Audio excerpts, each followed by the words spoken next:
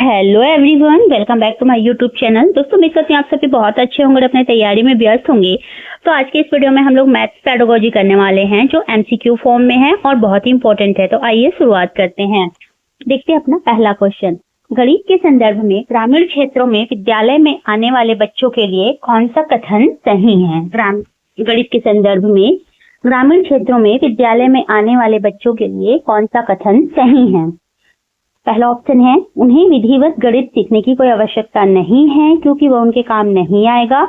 उनके पास मौखिक गणितीय परंपराओं और ज्ञान की प्रचुरता है। उन्हें गणित का कोई ज्ञान नहीं है। उनकी गणित में संचालन निपुणता निकृष्ट है। तो गणित के संदर्भ में है ग्रामीण क्षेत्रों में विद्यालय में आने वाले बच्चों के लिए कौन सा कथन सही है? तो ऑप्शन 2 हमारा सही आंसर हो जाएगा। उनके पास मौखिक गणितीय परंपराओं और ज्ञान की प्रचुरता है। ऑप्शन 2 सही आंसर हो जाएगा। गणित के संदर्भ में ग्रामीण क्षेत्रों से विद्यालय में आने वाले बच्चों के लिए विकल्प 2 सही है क्योंकि उनके पास मौखिक गणितीय परंपराओं और ज्ञान की प्रचुरता है। चलिए आगे बढ़ते हैं। अगला क्वेश्चन है, निम्नलिखित में से कौन सा कथन विद्यार्थियों द्वारा गणित में की गई अशुद्धियों के समसामयिक निरीक्षण पर प्रकाश नहीं डालता है? नहीं पूछा गया है, यहाँ पर नहीं डालता है। तो कौन सा नहीं डालता है, आइए देखते हैं। उन्हें अनदेखा कर देना चाहिए, वे अधिगम का हिस्सा है, वे जानकारी प्राप्त करने का मूल्यवान स्रोत है, और चौथा है, वे अध्यापिका का उसकी कक्षाओं की आयोजना तैयार करने में मार्गदर्शन कर सकती है। तो हमसे पूछा गया था कि कौन सा कथन विद्यार्थियों द्वारा गणित में की गई अशुद्धियों के समसामयिक निरीक्षण पर प्रकाश नहीं डालता है। तो हमारा सही आंसर हो जाएगा, उन्हें अनदेखा कर देना चाहिए। ऑप्शन 1 जो है हमारा सही आंसर है। उन्हें अनदेखा कर देना चाहिए कथन विद्यार्थियों द्वारा गणित में की गई अशुद्धियों के समसामयिक निरीक्षण पर प्रकाश नहीं डालता है। बढ़ते हैं अपने अगले क्वेश्चन की ओर। क्वेश्चन नंबर 3 है, निम्नलिखित कथनों में से गणित के संदर्भ में कौन सा सही है? गणित एक उपकरण है, गणित एक प्रकार की कला है, गणित एक भाषा है। तो पहला ऑप्शन है ए और बी दोनों सही हैं, बी और सी केवल ए, बी और सी। तो गणित के संदर्भ में कौन सा कथन सही है? तो गणित एक उपकरण है, ये बिल्कुल सही है। गणित एक प्रकार की कला है, यह भी सही है। और गणित एक भाषा है, यह भी सही है। तो हमारा ऑप्शन 4 जो है सही आंसर हो जाएगा। गणित एक उपकरण है, गणित एक प्रकार की कला है तथा गणित एक भाषा है, यह तीनों ही कथन सत्य है। चलिए क्वेश्चन नंबर 4 में आते हैं।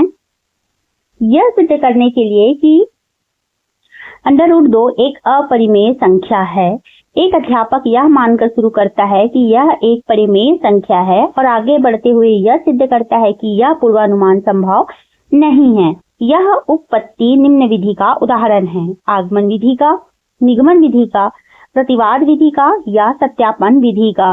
तो हमारा सही आंसर हो जाएगा, यह जो उत्पत्ति है वह प्रतिवाद विधि का उदाहरण है। ऑप्शन 3 है वो हमारा सही आंसर हो जाएगा। चलिए क्वेश्चन नंबर 5 में आते हैं। निम्नलिखित में से कौन सा कथन गणितीय अधिगम के वांछित मूल्यांकन अभ्यास पर प्रकाश डालता है? विद्यार्थियों का आकलन करने के लिए केवल कागज कलम वाला कार्य उपयुक्त है क्योंकि उनमें सही उत्तर की आवश्यकता होती है। दूसरा है, विद्यार्थियों का आकलन करने के लिए वार्तालाप करना और एक विचार विमर्श करना भी लाभदायक हो सकता है। तीसरा ऑप्शन है, आकलन उत्पादन के अनुकूल और विद्यार्थी के उचित उत्तर पर केंद्रित होना चाहिए। और चौथा है, विद्यार्थियों के अनुचित उत्तरों की अधिकांशतः उपेक्षा कर देनी चाहिए क्योंकि हमें विद्यार्थियों की क्षमता पर केंद्र करना है। तो कौन सा कथन गणितीय अधिगम के वांछित मूल्यांकन अभ्यास पर प्रकाश डालता है? तो ऑप्शन 2 हमारा सही आंसर हो जाएगा। विद्यार्थियों का आकलन करने के लिए वार्तालाप करना और एक विचार विमर्श करना भी लाभदायक हो सकता है। ऑप्शन 2 हमारा सही आंसर है। विद्यार्थियों का आकलन करने के लिए वार्तालाप करना अथवा संबंधित विषय को लेकर बातचीत करना और एक विचार विमर्श करना लाभदायक होता है। अतः यह कथन गणितीय अधिगम के वांछित मूल्यांकन अभ्यास पर प्रकाश डालता है। बढ़ते हैं अगले क्वेश्चन की ओर। गणितीय अधिगम के लिए निम्नलिखित में से कौन सा कथन सही है? प्रत्येक विद्यार्थी गणित सीख सकता है और उसमें सफल हो सकता है। लड़कियों पर गणित में अधिक ध्यान देने की आवश्यकता होती है क्योंकि वो उसमें कमजोर होती हैं। गणित एक विशेष विषय है जो कि विशिष्ट कुछ लोगों के लिए है और अनौपचारिक एल्गोरिदम औपचारिक गणित से निकृष्ट है। तो गणितीय अधिगम के लिए कौन सा कथन सही है? तो इसमें सबसे अच्छा कथन जो है वह है गणित प्रत्येक व्यक्ति गणित सीख सकता है और उसमें सफल हो सकता है। ऑप्शन 1 हमारा सही आंसर है। प्रत्येक व्यक्ति गणित सीख सकता है और उसमें सफल हो सकता है, यह कथन गणितीय अधिगम के लिए सत्य है। क्वेश्चन नंबर 7 में आते हैं। एक विद्यार्थी बीजगणित की उन शाब्दिक समस्याओं को हल नहीं कर सकता जिनमें स्थानांतरण सम्मिलित होता है। सर्वोत्तम उपचारात्मक योजना है संख्याओं के स्थानांतरण के अभ्यास के लिए अधिक प्रश्न देना, अन्य भाषाओं की शाब्दिक समस्याओं के अभ्यास के लिए अधिक प्रश्न देना, छात्र को शाब्दिक समस्या का अर्थ आसान भाषा में समझाना, और चौथा है विकल्प विधि से समानता प्रत्यय को समझाना। एक विद्यार्थी बीजगणित की उन शाब्दिक समस्याओं को हल नहीं कर सकता है जिनमें स्थानांतरण सम्मिलित होता है। सर्वोत्तम उपचारात्मक योजना कौन सी है, ये पूछा गया है। तो सबसे बेस्ट ऑप्शन है विकल्प विधि से समानता प्रत्यय को समझाना। ऑप्शन जो 4 है वो हमारा सही आंसर है। आइए इसकी व्याख्या देखते हैं। विकल्प विधि से समानता प्रत्यय को समझाना से एक विद्यार्थी बीजगणित की उन शाब्दिक समस्याओं को हल नहीं कर सकता जिनमें स्थानांतरण सम्मिलित होता है। बढ़ते हैं अपने अगले क्वेश्चन की ओर। क्वेश्चन नंबर 8 है, गणित अध्यापन की समसामयिक समझ अध्यापकों को निम्नलिखित सभी को करने को प्रोत्साहित करती है केवल इसको छोड़कर। सन्निकट हल प्राप्त करने की क्षमता को प्रोत्साहित करना। दूसरा है समस्याओं के परिकलन का परिचय उसकी संकल्पनात्मक समझ से पहले कराना। ऑप्शन 3 है विद्यार्थियों के लिए ऐसे सुयोग उत्पन्न करना कि वे समस्याओं के हल का अनुमान और सत्यापन कर सके। और चौथा है विद्यार्थियों में सुव्यवस्थित तर्क करने के कौशल को विकसित करना। हमसे पूछा गया था कि गणित अध्यापन की समसामयिक समझ अध्यापकों को निम्नलिखित सभी को करने को प्रोत्साहित करती है केवल इसको छोड़कर। तो हमारा सही आंसर हो जाएगा समस्याओं के परिकलन का परिचय उसकी संकल्पनात्मक समझ से पहले करना। ऑप्शन 2 जो है हमारा सही आंसर हो जाएगा। आइए इसकी व्याख्या देखते हैं। समस्याओं के परिकलन का परिचय उसकी संकल्पनात्मक समझ से पहले कराना को छोड़कर अन्य गणित अध्यापन की समसामयिक समझ अध्यापकों को प्रोत्साहित करती है। क्वेश्चन नंबर 9 में आते हैं। बच्चों को समय की अवधारणा को प्रस्तावित करने के लिए प्रारंभिक गतिविधि के रूप में निम्नलिखित में से कौन सी की जानी चाहिए? प्रारंभिक गतिविधि के रूप में कौन सी की जानी चाहिए, यह पूछा जा रहा है। समय से संबंधित वाक्यांशों के साथ पूर्व अनुभवों के बारे में चर्चा करना। दूसरा है बच्चों को पढ़ाना कि घड़ी में समय को कैसे पढ़ा जाए। तीसरा है बच्चों को पढ़ाना कि बीते हुए समय की गणना कैसे करें। और चौथा विभिन्न इकाइयों में समय का रूपांतरण करना। तो बच्चों को समय की अवधारणा को प्रस्तावित करने के लिए प्रारंभिक गतिविधि के रूप में कौन सा की जाना चाहिए? तो पहला हो जाएगा आंसर हमारा समय से संबंधित वाक्यांशों के साथ पूर्व अनुभवों के बारे में चर्चा करना। हमारा ऑप्शन ए जो 1 जो है वो सही आंसर हो जाएगा। समय की अवधारणा को प्रस्तावित करने के लिए बच्चों को समय से संबंधित वाक्यांशों के साथ पूर्व अनुभवों के बारे में चर्चा करनी चाहिए। बढ़ते हैं अगले क्वेश्चन की ओर। क्वेश्चन नंबर 10 है, निम्नलिखित में से कौन सा मूल्यांकन का उद्देश्य नहीं है? छात्र के विकास की निगरानी करना, निर्देशक निर्णय लेना, पाठ्यक्रम की प्रभावशीलता का मूल्यांकन करना और प्रदर्शन के आधार पर बच्चों की रैंकिंग करना। तो कौन सा मूल्यांकन का उद्देश्य नहीं है, हमसे यह पूछा जा रहा है। तो छात्र की विकास की निगरानी करना यह तो मूल्यांकन का उद्देश्य होता है। निर्देशक निर्णय लेना यह भी होता है। पाठ्यक्रम की प्रभावशीलता का मूल्यांकन करना यह भी होता है। तो हमारा सही आंसर हो जाएगा प्रदर्शन के आधार पर बच्चों की रैंकिंग करना। बच्चों की रैंकिंग तो करना ही नहीं होता है। तो मूल्यांकन का उद्देश्य नहीं है पूछा गया है, तो निगेटिव का आंसर निगेटिव हो जाएगा। तो ऑप्शन जो डी है 4 वो हमारा सही आंसर हो जाएगा। मूल्यांकन का उद्देश्य छात्र के विकास की निगरानी करना, निर्देशक निर्णय लेना और पाठ्यक्रम की प्रभावशीलता का मूल्यांकन करना है। बच्चों की रैंकिंग करना मूल्यांकन का उद्देश्य नहीं है। क्वेश्चन नंबर 11 है, उच्च प्राथमिक स्तर पर गणित पढ़ाने के लिए निम्नलिखित में से कौन सी विधि सबसे अधिक उपयुक्त है? प्रदर्शन विधि, व्याख्यान विधि, गतिविधि आधारित विधि या समस्या समाधान विधि। तो उच्च प्राथमिक स्तर पर गणित पढ़ाने के लिए कौन सी विधि सबसे अधिक उपयुक्त है? तो समस्या समाधान विधि सबसे अधिक उपयुक्त होती है। ऑप्शन जो 4 है वो हमारा सही आंसर है। उच्च प्राथमिक स्तर पर गणित पढ़ाने के लिए समस्या समाधान सबसे अधिक उपयुक्त विधि है। इसके अंतर्गत पहले समस्या और फिर उनके समाधान के द्वारा गणित पढ़ाया जाता है, जिसके 5 चरण होते हैं। चलिए आगे बढ़ते हैं। क्वेश्चन नंबर 12 है, उच्च प्राथमिक स्तर पर गणित अधिगम के लिए निम्नलिखित में से कौन सा सबसे अधिक आवश्यक है? एक समस्या को कई बार हल करना, किसी समस्या को हल करने के विभिन्न तरीकों की खोज करना, सभी सूत्रों को याद करना और शिक्षक बोर्ड पर जो लिखता है उसका सही ढंग से नकल करना।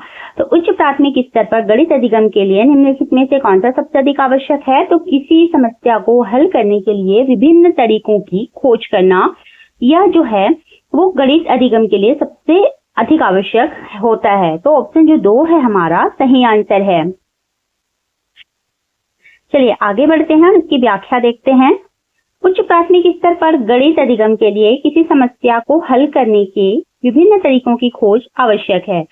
क्वेश्चन नंबर 13 में आते हैं। उच्च प्राथमिक स्तर पर गणित की कक्षा में उपयोग होने वाली पूछताछ की रणनीति को हतोत्साहित करना चाहिए, क्योंकि यह उस बच्चे को नीचा दिखाती है जो उत्तर देने में असमर्थ है। कक्षा को कोलाहलपूर्ण बनाती है, क्योंकि बच्चे बहुत ज्यादा बात करेंगे। बच्चों के बीच तनाव पैदा करती है और उन्हें शिक्षक के अधिकार को स्वीकार करने के लिए मजबूर कर सकती है। और 4 है, बच्चों को उनके विचार या समझ व्यक्त करने और आलोचनात्मक रूप से सोचने में मदद करती है। क्वेश्चन में पूछा गया है कि उच्च प्राथमिक स्तर पर गणित की कक्षा में उपयोग होने वाली पूछताछ की रणनीति क्या करती है? तो बच्चों को उनके विचार या समझ व्यक्त करने और आलोचनात्मक रूप से सोचने में मदद करती है। तो हमारा जो ऑप्शन 4 है वो हमारा सही आंसर हो जाएगा। उच्च प्राथमिक स्तर पर गणित की कक्षा में पूछे जाने वाले प्रश्नों की रणनीति होती है कि बच्चे अपने विचारों या समझ को व्यक्त करें, साथ ही उनमें तार्किक सोच विकसित हो।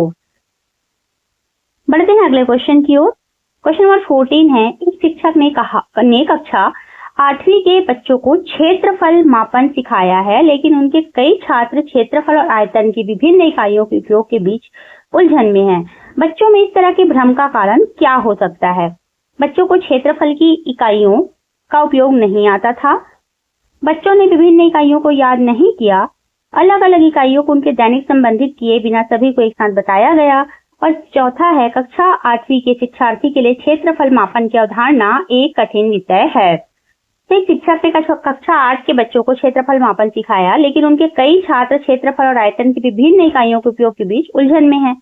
बच्चों में इस तरह भ्रम के कारण क्या हो सकते हैं? तो अलग अलग इकाइयों को उनके दैनिक संबंधित किए बिना सभी को एक साथ बताया गया, यह भ्रम का मुख्य कारण है।